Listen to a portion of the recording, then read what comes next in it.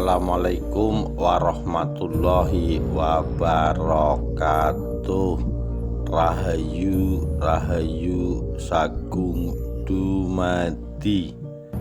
Dendam lama dan tahta singkat Amangkurat 3. Ditulis oleh Ganung Nugroho Adi, Rabu 18 Agustus 2021.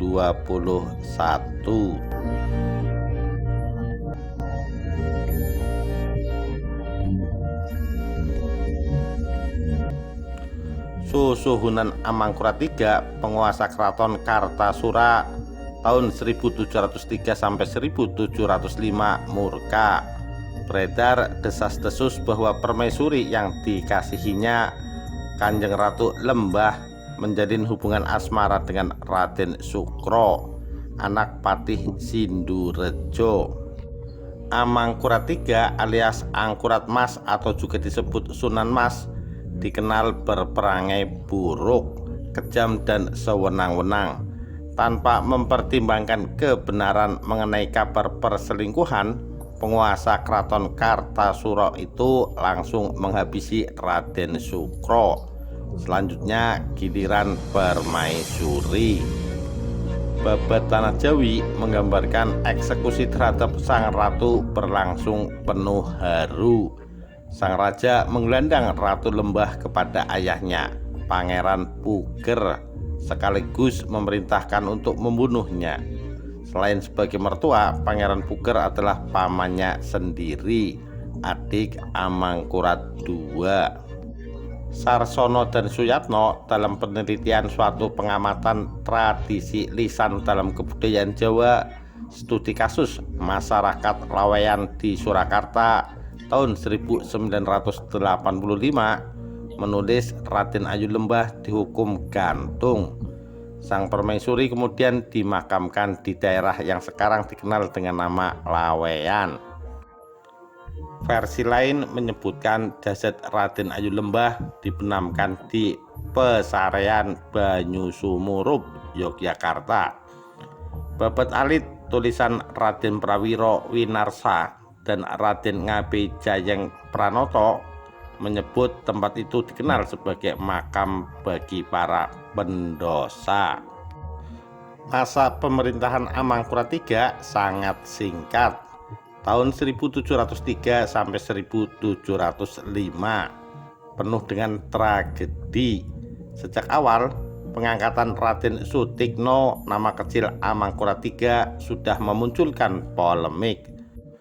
Ketika Mas Rahmat kembali ke kubu ayahnya, pasukan Trunojoyo sudah keburu mengempur Pleret. Amangkurat I melarikan diri ke Tegal, namun meninggal dalam perjalanan pada tanggal 13 Juli 1677. Babat Tanah Jawi menulis Mas Rahmat membubuhkan racun pada minuman ayahnya.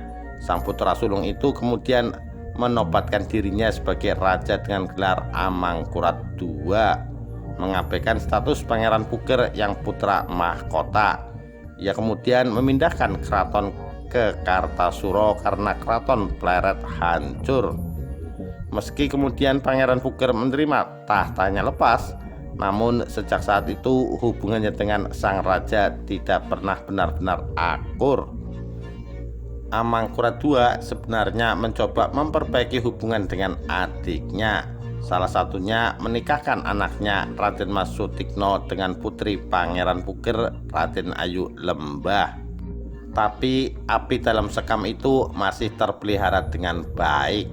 Tahta yang terlepas diam-diam memupuk dendam di hati Pangeran Puger, bahkan sampai Mas Sutikno menggantikan tahta ayahnya bergelar Amangkurat III. Eksekusi mati atas Raden Ayu Lembah oleh Amangkurat III adalah luka lama yang tersobek kembali. Adalah Raden Suryokusumo, adik Raden Ayu Lembah, yang kemudian membantu ayahnya menghimpun pasukan untuk memberontak. Salah satunya adalah dengan meminta bantuan VOC. Dukungan kalangan keraton dan rakyat terhadap Pangeran Puger yang menguat membuat VOC menyiapkan pasukan untuk membantu suksesi Pangeran Puger. Selain berperangai buruk, VOC menilai Amangkurat III adalah raja yang keras kepala dan sulit dikendalikan.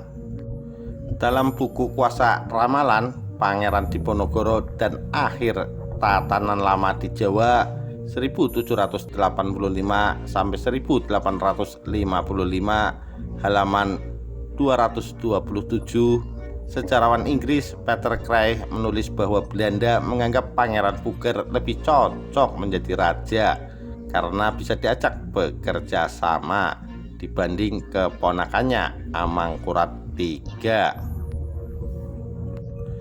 Meski tak cakap dan pemarah, namun Amangkurat III alias Sunan Mas dikenal sebagai raja yang anti Belanda.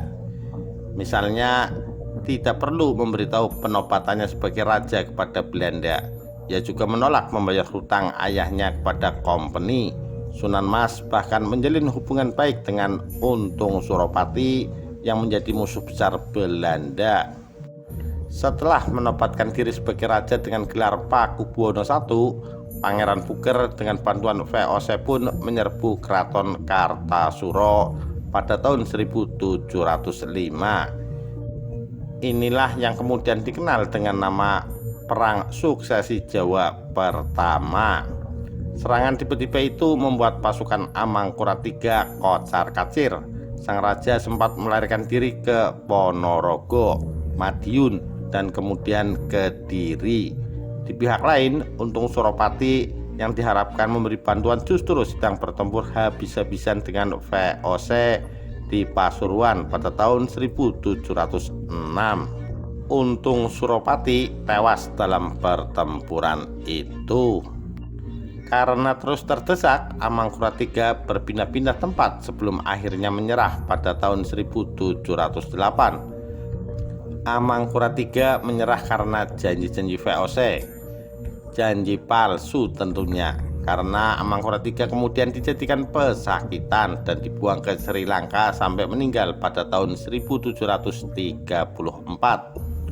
Pangeran Puger yang bergelar Pakubuwono I pun memerintah keraton Kartosuro.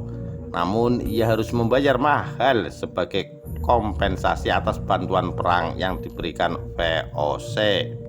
Masa pemerintahannya menghadapi perjanjian baru dengan VOC sekaligus memenuhi perjanjian lama VOC dengan Amangkurat II. Perjanjian baru berisi kewajiban Kartosuro untuk melunasi biaya perang Trunojoyo sebesar 4,5 juta golden. Sedangkan perjanjian baru mewajibkan keraton untuk mengirim 13.000 ton beras setiap tahun selama 25 tahun kepada VOC. Sunan Pakubuwono I memerintah hingga tahun 1719. Setelah mangkat, ia digantikan oleh putranya yang bergelar Amangkurat IV. Pemerintahan Amangkurat IV penuh dengan pemberontakan sesama putra Pakubuwono I, seperti Pangeran Blitar, Pangeran Purbaya, dan Pangeran Diponegoro Madiun. Demikian kisah dendam lama dan tahta singkat Amangkurat III. Sekian, terima kasih. Wassalamualaikum warahmatullahi wabarakatuh.